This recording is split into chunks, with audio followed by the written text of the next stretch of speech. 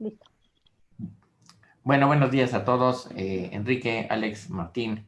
Estamos en un día electoral en Estados Unidos y demás. Entonces vamos a ver qué pasa.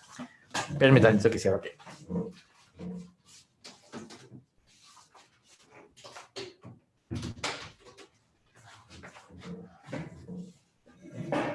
Bueno, estamos a ver si Trump sale y entra el otro, que tampoco es gran, demasiado bueno para México, pero bueno, peor que Trump, creo que no. Bueno, miren, por cierto, he tenido problemas con Easy, que ha estado muy irregular el servicio, intermitente, de pronto se cae. Si se cae, no se vayan a ir, trato de regresar a la brevedad. Ahí les tengo informados vía el celular con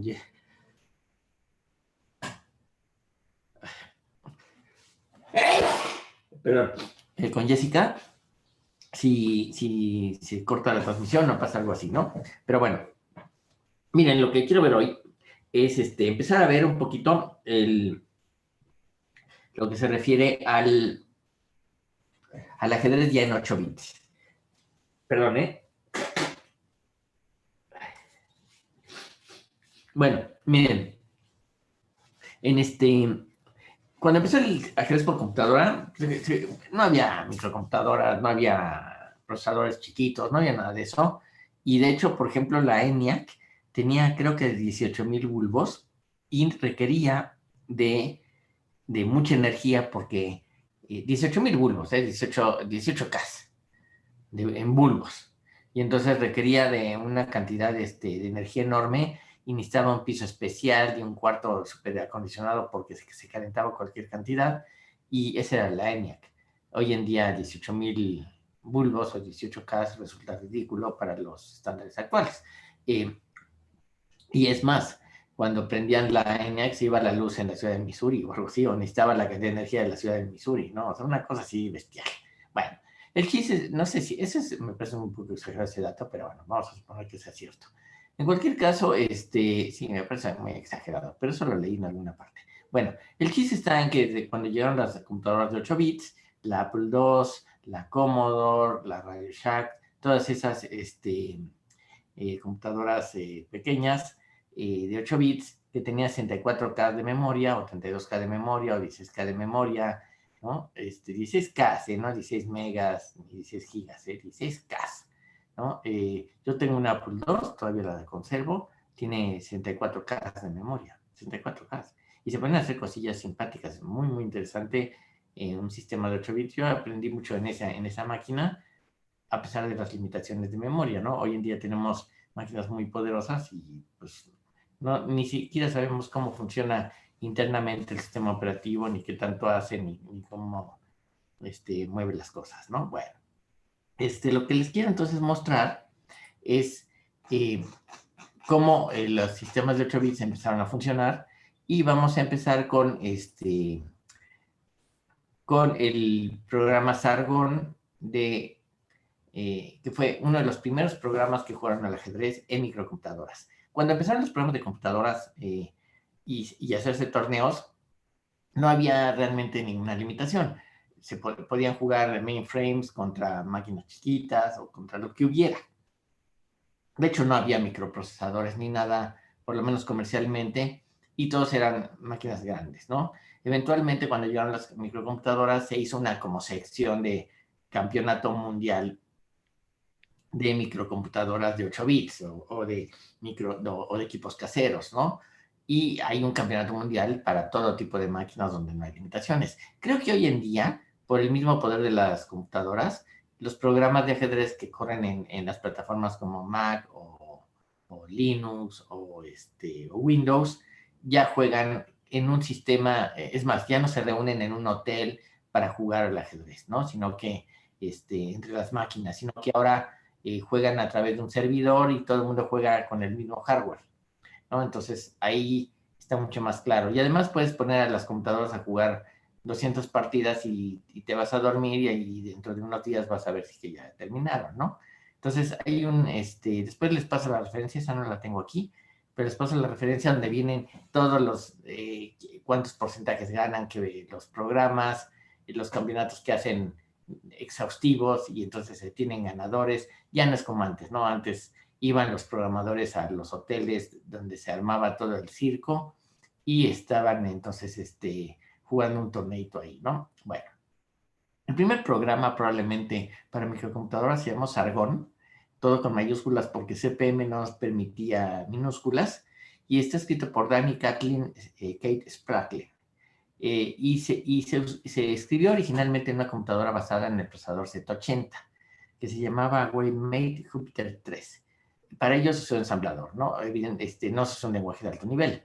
El programa se llamaba Sargón y fue el primer programa de computadora para una microcomputadora y se dio a conocer en la Feria de Computadoras de la Costa Oeste de 1978 en los Estados Unidos, donde ganó el primer torneo para microcomputadoras exclusivamente.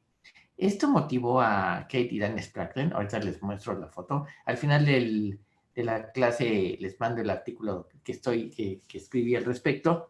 Los creadores del software buscaron financiar su programa y lo empezaron a vender directamente a los que les interesaran. Pero fíjense, no existían medios magnéticos, no había ni cintas de cassette, nada. Entonces los autores colocaron un anuncio en la revista Byte y mandaban por $15 fotocopias de los listados que trabajaban en cualquier computadora basada en el procesador Z80. Es decir, yo quería el programa Sargón, pagaba mis $15 y por correo me llegaba el listado del programa que tenía que alimentarlo en el ensamblador y ensamblarlo, ¿no? Eso es increíble. Pero esta disponibilidad del código fuente, un poquito porque no había de otra, ¿no? Hizo posible que se portara fácilmente a otras máquinas. Por ejemplo, en la revista Recreational Computing de marzo y abril del 79, se escribía un proyecto para convertir a Sargón en un programa para computadoras basados en el 8080 mediante macros. Más tarde, los Spratlin se contactaron con Hayden Books y se publicó un libro al respecto. Bueno, el libro al respecto, déjenme ver dónde está. Aquí está. Sí, permitir. Bueno, dejen que les muestro el libro de Sargón. Share screen. Aquí está. No, pero ¿por qué no aparece? A ver.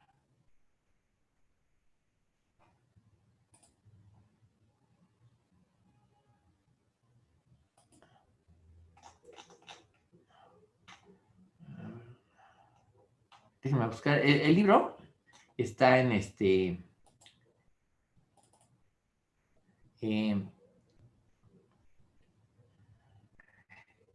está en este sitio. Está en el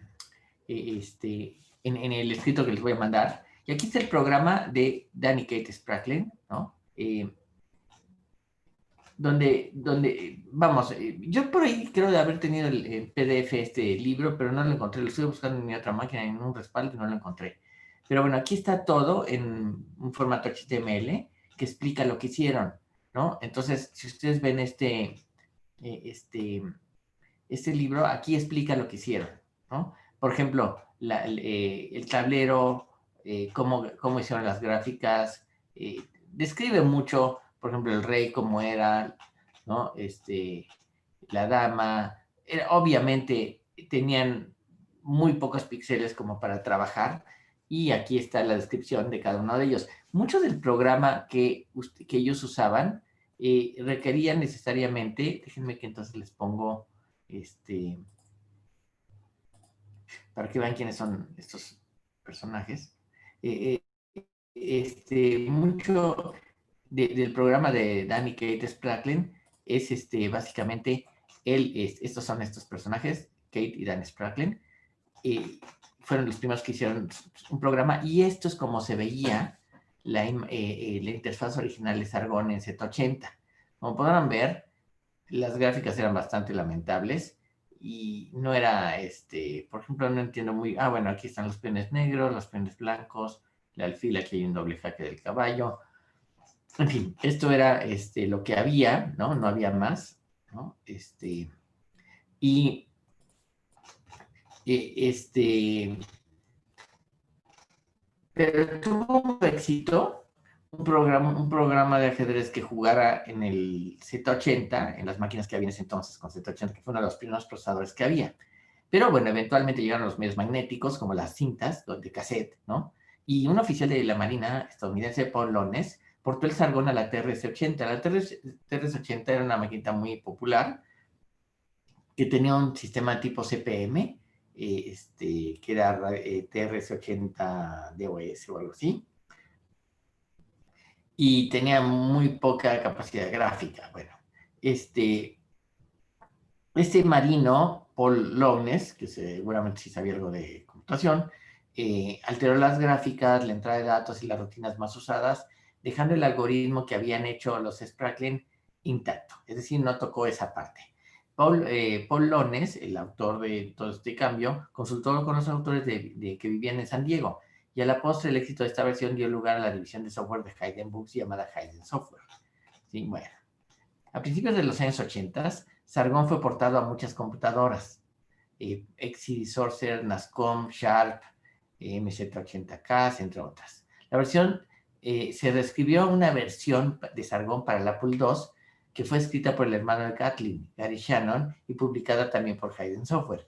Y fíjense, esto es muy interesante porque lo que sí valdría la pena entender es que gracias o sea, tuvo tanto éxito el ajedrez por computadora para las microcomputadoras que empezó a venderse muy bien. Fue uno de los programas más vendidos en su momento, ¿no? Y se vendía, yo creo que en 20, $30, una cosa así, y se vendió mucho, ¿no? Los Spratlen hicieron una buena lana con su programa, ¿no? Y bueno, con el tiempo, los autores del programa original hicieron algunas mejoras sustanciales y sacaron a la luz pública una nueva versión que se llamó Sargon 2. Bueno, esta versión, la Sargon 2, se portó a una gama de computadoras en ese entonces, que fue el principio de los años 80. El programa ahora tenía múltiples niveles para hacer más accesible el ajedrez a los principiantes. Sin embargo, hay que decirlo, estos programas no podían derrotar a un maestro de ajedrez, aunque a los aficionados les vencía con cierta facilidad, ¿no? Bueno. El éxito continuaba y los Spratlins estaban dedicados totalmente a hacer programas de ajedrez, y se escribió una nueva versión desde cero, cambiando el valorador de los intercambios de piezas por un algoritmo de búsqueda de capturas. Es decir, el sistema tenía un algoritmo para valorar los intercambios de piezas, y en lugar de eso lo cambiaron por un algoritmo de búsqueda para ver qué capturar. También se incluyó un repertorio de aperturas. Ahora jugaba relativamente mejor que sus antecesores, aunque estaba lejos de ganarles a un jugador fuerte. Esta versión se escribió en ensamblador 6502 y se publicó en 1983 por Hayden Software. Años después, Kate y Dan Splaken fueron contactados por Apple y se portó el software al procesador 68000, que era el que usaba la Mac. Sargón fue el primer programa ejecutable que se puso en una Macintosh. Hayden Software dejó de existir poco tiempo después, pero Sargón siguió vendiéndose a diversos sistemas, incluyendo Sargón 4, que lo vendía Spinnaker Software, Sargón 5, que estaba en la plataforma de Activision, y un CDI interactivo simplemente titulado Sargón Chess. Bueno, los Spratlin también portaron Sargón 2.5 a hardware dedicado, es decir, a máquinas que solo jugaban al ajedrez. Por ejemplo, había una máquina de Fidelity Electronics que ganó los primeros 4 campeonatos mundiales de microcomputadoras. Tal fue el éxito que el ex campeón mundial ruso Mikhail Botvinnik, que a su vez estaba desarrollando su propio programa de ajedrez, jugó contra Sargón, aunque le venció con suma facilidad a pesar de no intentar hacer las mejores jugadas. Botvinnik dijo que simplemente estaba midiendo las posibilidades y capacidades del software. Déjenme mostrarles, nada más como dicen por ahí, por completez, déjenme mostrarles eh,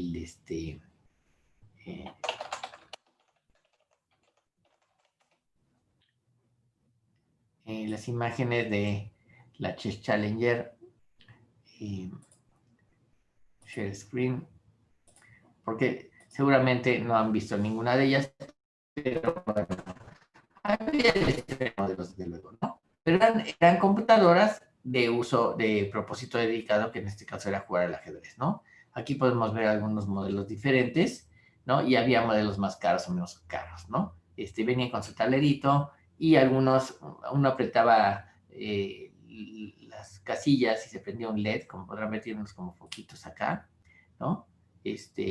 cuando uno apretaba en algún lado, se prendía el foquito y no podía decir a dónde se quería mover, ¿no? También incluso hubo una que tiene un brazo robótico por ahí, ¿no? Yo jugué creo que contra esta de acá, o una cosa como esta, y le gané muy fácil, era bastante malita la máquina, y está hablando del año 79, 80, por ahí, ¿no?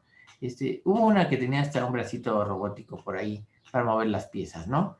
Y bueno, salieron esos de madera costaban como $1000, ¿eh? No crean que eran baratas. La más barata costaría unos $200, pues era hardware, ¿no?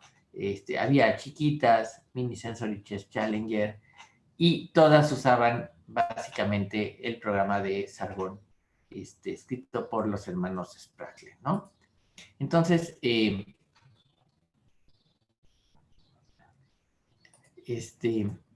bueno, aquí en el texto les pongo la partida de Botvinnik que le gana a Sargón. No la voy a ver acá, pero no pasó nada, ¿no? O sea, Botvinnik ganó con mucha facilidad, no tenía nada que hacer la máquina. Pues Botvinnik había sido campeón mundial, o sea, no creo que nada complicado para él, ¿no? Actualmente, sabemos que tenemos programas muy fuertes que juegan en microcomputadoras. De hecho, por ejemplo, la máquina Deep Blue, hoy en día el mismo Kasparov dice que Stockfish en el teléfono juega más fuerte que Deep Blue, ¿no? Y Deep Blue era una máquina de millones de dólares, ¿no? Pero todos esos esfuerzos tienen su importancia que ya veremos más adelante, ¿no? Pero esos esfuerzos son parte del desarrollo, ¿no? Es como, por ejemplo, si ustedes no se acuerdan porque no habrían ni nacido, pero los primeros, los habrán visto, los primeros teléfonos celulares eran unas cosas gigantescas, ¿no? Y el que tenía un celular, primero era carísimo y llegaba y lo ponía muy orondo sobre la mesa del restaurante para que se viera que tenía un celular, ¿no? Hoy eso obviamente no existe, pero esa gente que compró esos celulares, al final de cuentas, fue el que pagó estos desarrollos, ¿no? Bueno, Sargón desde luego no puede con los trabajos de hoy en día, los programas de hoy en día, ¿no? Los motores de ajedrez de hoy le ganan al 99.99% de los jugadores y ha habido muchos esfuerzos por revivir Sargón. Hay por ahí un proyecto en GitHub que es el tipo que lo hizo, búsquenlo, es más, déjenme decirles cuál es. Eh,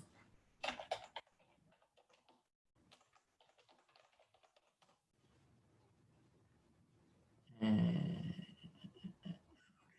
aquí se los voy a presentar. Aquí está en este enlace está el programa y dice de este hombre que no me acuerdo cómo se llama, a Bill Forsters o algo así, dice, este proyecto trata de poner el código del libro Sargón a Computer Chess Program a la actualidad, hacerlo para la era moderna, ¿no? Y usa C, y usa ensamblador, y aquí está el código fuente y demás, ¿no? Y explica aquí, está bastante simpático lo que hace, aquí está el enlace por si lo quieren, aquí queda grabado en el video para que si le quieren echar un vistazo, ¿no? Pero eh,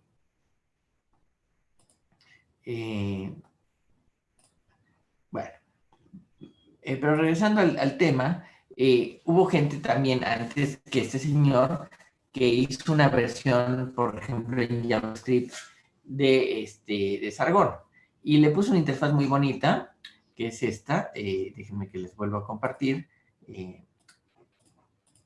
es el interfaz del ajedrez JavaScript de Sargón, ¿no? O sea, exportar a un lenguaje de alto nivel las rutinas que se escribieron en ensamblador en su momento, ¿no? Esto es aquí, como podrán ver, bueno, creo que aquí está. Déjenme ver si aparece. Ah, pues miren, aquí dejen que comparto. Share screen, aquí está. Bueno, aquí, como podrán ver, aquí está el tablero y creo que podemos mover las piezas. New Game. Ahí está. Puedo sacar el caballo. Ándele, ándele. Está simpático, ¿no? Cómo se mueve, ¿no? y está como en 3 dimensiones y estoy viéndolo desde arriba, ¿no? Entonces, se come mi pieza, me como esta, juego acá, juego la dama acá, y juego esta acá. Me quiere cambiar todo. Juego acá, no cambió, bueno, no importa.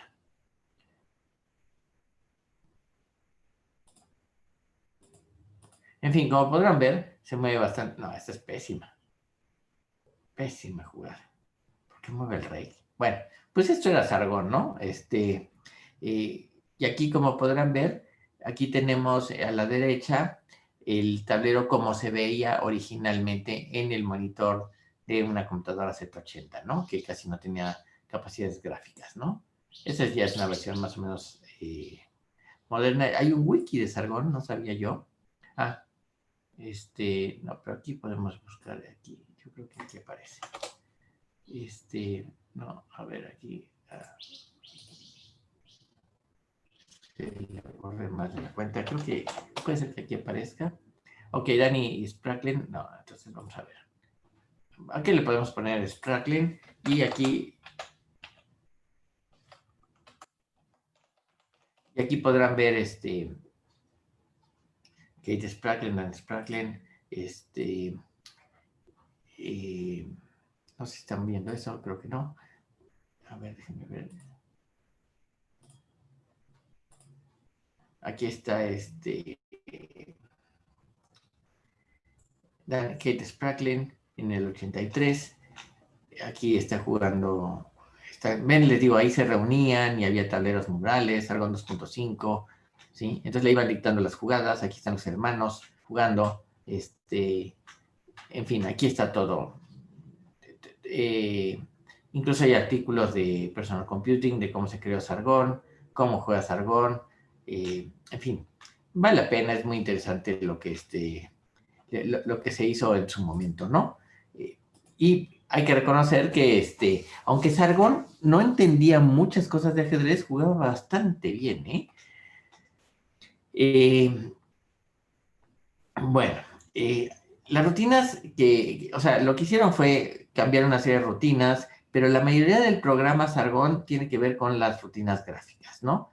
Que son cómo se presentan las piezas y demás, ¿no? Y hay muy poco conocimiento ajedrecístico. De hecho, ya veremos Chris Doninger, que es el creador de NIMSO y el creador de un lenguaje también como de programación que se llama Che++. Él decía que los programas de ajedrez, mientras menos ajedrez se entienden, mejor juegan, ¿no? O sea, si les pone uno conocimiento, parece que influye en su desempeño, mientras que si nada más ponemos los algoritmos básicos así de Minimax y de este tipo de desarrollos, es mucho más funcionales, ¿no? Pero bueno, entonces es importante entonces tomar en cuenta que el primer programa fue el de Katie Dan Spracklin, que hicieron que logró mucho éxito. Esta gente hizo un buen dinero y puso las bases para otros programas. Pero bueno, más allá bueno, no sé, dudas con respecto a a, ¿dónde estoy? Dudas con respecto a esto de Sargón y demás.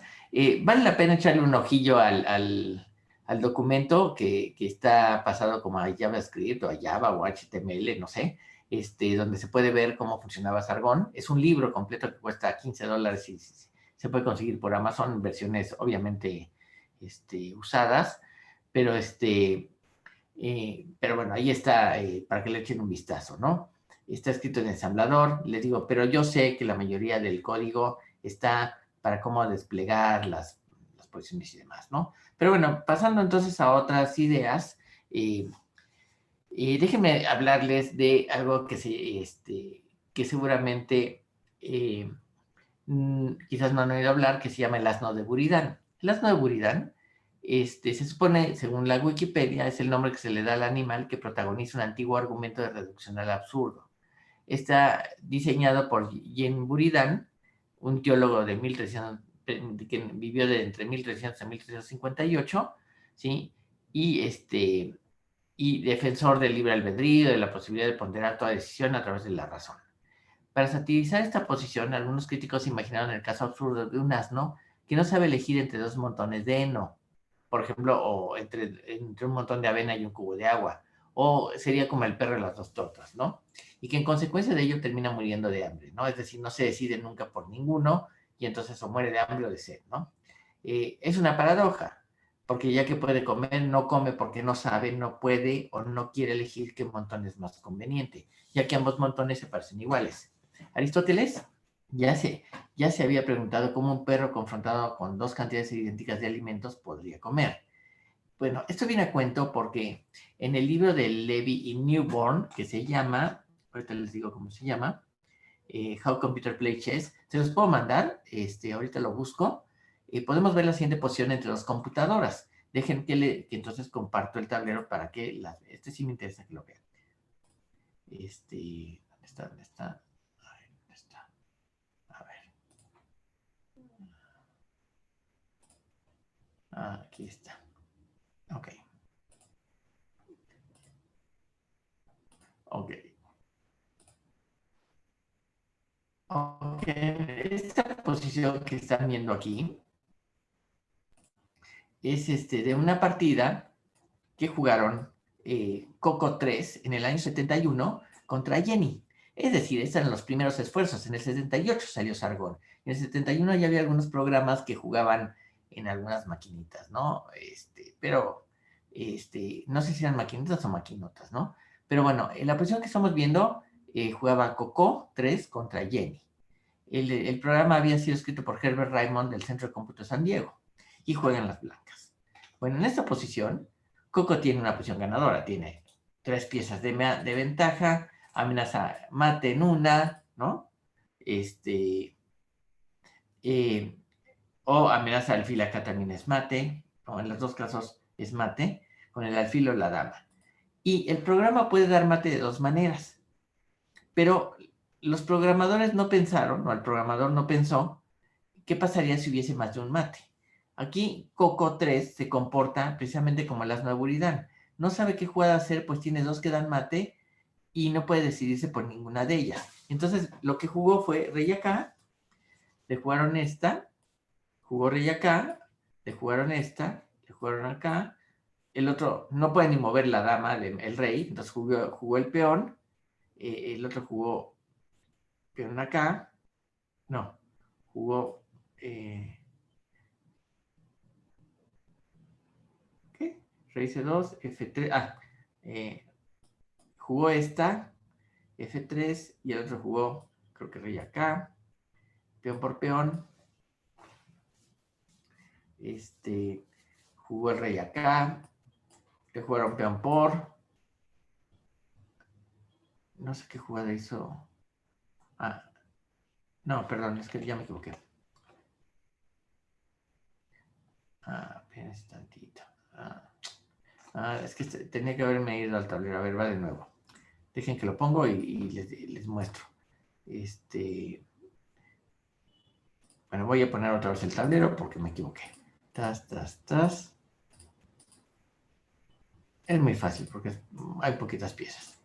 Rey acá, hay una dama acá, hay un rey acá, hay un peón acá. Es decir, lo que quiero mostrarles es cómo un programa, si está mal programado porque no se les ocurrió pensar que había una posibilidad de dar mate, el programa no podía decidir cómo jugar, ¿no? Para dar mate.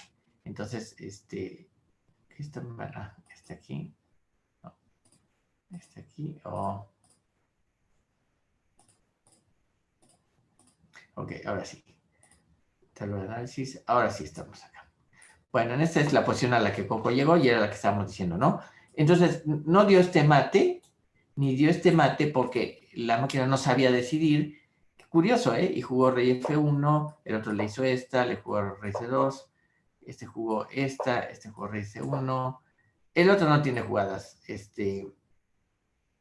jugó esta, rey C2, F3, jugó rey C1, le jugó peón por peón, y no se lo come ni nada, ¿no? Curiosamente. Jugó rey C2, le comieron peón por torre, y le coronaron una reina. El otro jugó rey C1, le dieron jaque. El otro jugó acá, le dieron jaque. Jugó acá, el otro dio jaque. Jugó acá, le dieron jaque. Jugó rey, rey C1, jugó jaque. Rey C2, jugó jaque. Rey D2, jugó G3. Y el otro que jugó jaque. Dama B3, dama por, rey por, G4, G2, y aquí los programadores de Coco se rindieron. Y pues, obviamente, fue un mal día para Coco 3, porque tuvo 2 mates muchas veces y no se dio cuenta, ¿no? Pero eso hablaba un poco de las dificultades que se tenían en los sistemas de cómputo, en los programas. Es decir, cuando programamos, muchas veces tenemos que tomar en cuenta todas estas posibilidades que no se estaban tomando en cuenta, ¿no? Porque además nadie se les ocurrió que podía pasar eso, ¿no? Y entonces, bueno, hoy en día no hay manera de que un programa pierda una posición ganada de esta manera, ¿no? Hoy en día los lenguajes de programación y las técnicas usadas para desarrollar estos programas hacen que, por ejemplo, en una búsqueda de la mejor jugada, se hace un árbol y se toma una decisión, ¿no? Y entonces cuando hay un mate, pues eso tiene preponderancia sobre otras jugadas. El algoritmo de Coco 3, que no lo conozco, no tenía ninguna de estas ideas y probablemente por esa razón, pues no funcionó, ¿no? Vale la pena revisar los librillos que hay. El de How Computer Play Chess es un buen librito, es muy divertido y da mucha información, ¿no? Sobre el ajedrez por computadora, ¿no? Creo que, bueno, creo, no me hagan mucho caso, pero ¿se acuerdan de la apuesta del Levy, de la cual ya hablamos en algún otro momento? Bueno, a Levy hizo una apuesta contra, era Michi y Marvin Minsky, me parece, o McCarthy, o sea, los científicos de esa época, ¿no? De cómputo, que apostaron que en 10 años iban a tener un programa que le iba a ganar a David Levy en un match a 6 partidas. Acuérdense que para ganarle había que ganarle 3,5, 2,5, ¿no? Entonces Levy sabía que con el empate aseguraba el triunfo de la apuesta, ¿no? Levy ganó esa apuesta y uno de los que apostaron, del cual no tengo ahorita el nombre, que fue el que nunca le pagó, creo que estaba en el desarrollo de Coco, ¿no? Y la verdad es que sí, se vio mal en no pagarle porque para apostar sí, muy, muy puesto, ¿no? Yo les digo, le pregunté a Levi cuando vino a México si le había pagado alguna vez a este hombre y me dijo, no, hombre, nunca me pagó, ni me va a pagar, ¿no? O sea, eso ya era, para él era evidente, ¿no? Pero bueno, queda en la historia como el deudor de una apuesta a la que entró pensando que las máquinas, que al final de cuentas se tuvo razón, las máquinas iban a terminar dominando el terreno del cómputo, ¿no? Y hoy en día pues se usan como buenos asesores para los seres humanos, ¿no? El ajedrez se ha perdido mucho del misterio gracias a las máquinas, pero también lo ha hecho crecer mucho, ¿no? Porque ahora se entiende mucho más y los programas encuentran cosas formidables, ¿no? Pero estamos viendo, entonces, un sistema, o sea, un primer sistema, Sargón, déjenme ver si encuentro más información de Sargón, aparte de la que ya les mostré, Sargón Chess. Estuve buscando el libro y no lo encontré ya en PDF, pero estoy seguro que existe en algún lado, ¿eh? Bueno, aquí está. Y esto vendría a ser algunas de las, de las, por ejemplo, la versión de Apple, esta que estamos viendo acá, esta es la versión de Apple del tablero. Como podrán ver, las gráficas eran un poquito más sofisticadas, queriéndolo hacer más realista, pero aún le faltaba, ¿no?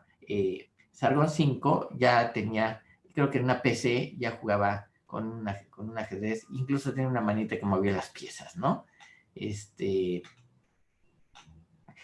Hay que reconocer también que parte, y esto es muy interesante, que parte de lo que hace Sargón, mucho de lo que necesita hacer Sargón es hacer la interfaz gráfica. ¿sí? Para jugar.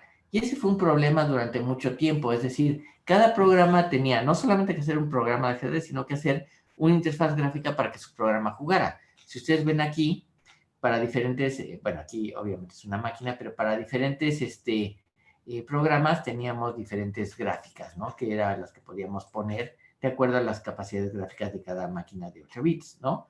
Este es Argon 2, que obviamente había mejorado sus gráficas, ¿no? Este es el libro que les digo que yo lo tuve por ahí en PDF, pero bueno, ahí está en el enlace ese que les mandé.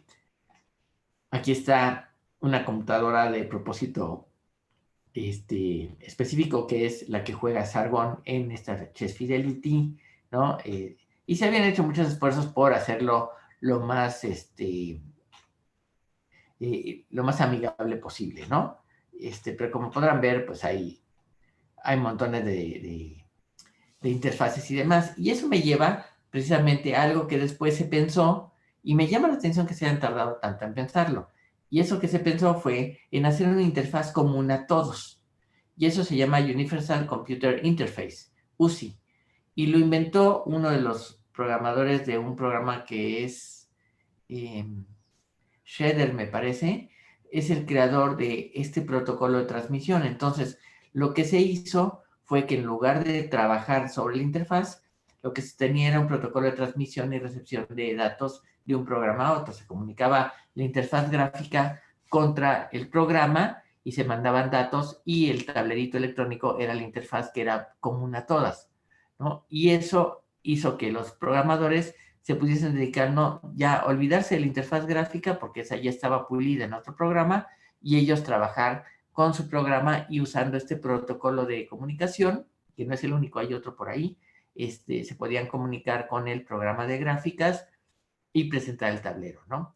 El problema de esa idea a todo esto es que yo, cuando compraba un programa de ajedrez, siempre veía la misma interfaz, y entonces me daba la impresión que no había comprado nada, ¿no? Hoy en día, la gente sabe, ¿no? Que compras un programa y lo usas con una interfaz común.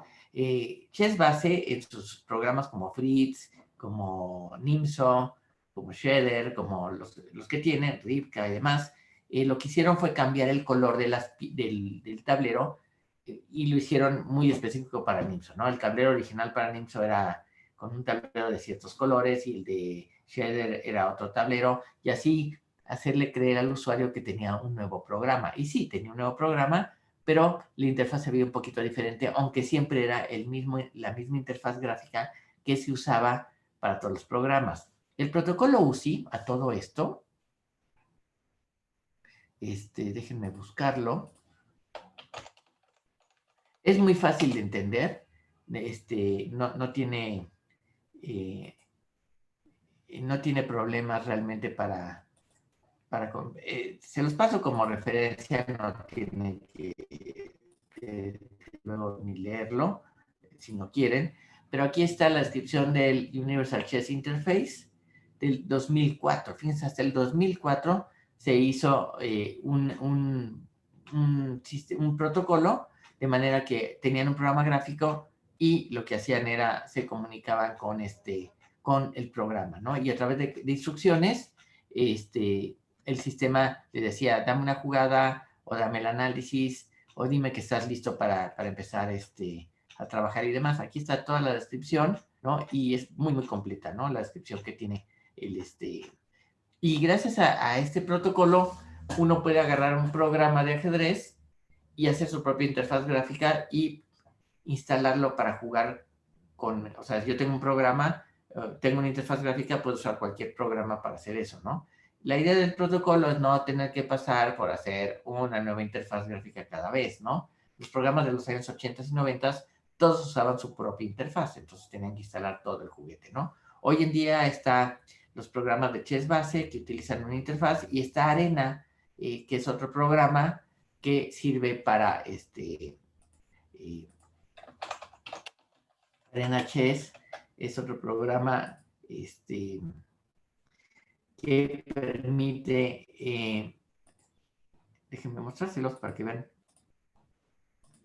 Arena Chess, aquí están las imágenes, diferentes formas de poner el arena, que es esa es la básica, pero ustedes pueden cambiarle los colores, pueden poner piezas y colorear, flechitas, todo lo que ya hemos intentado hacer también nosotros en un momento dado, ¿no?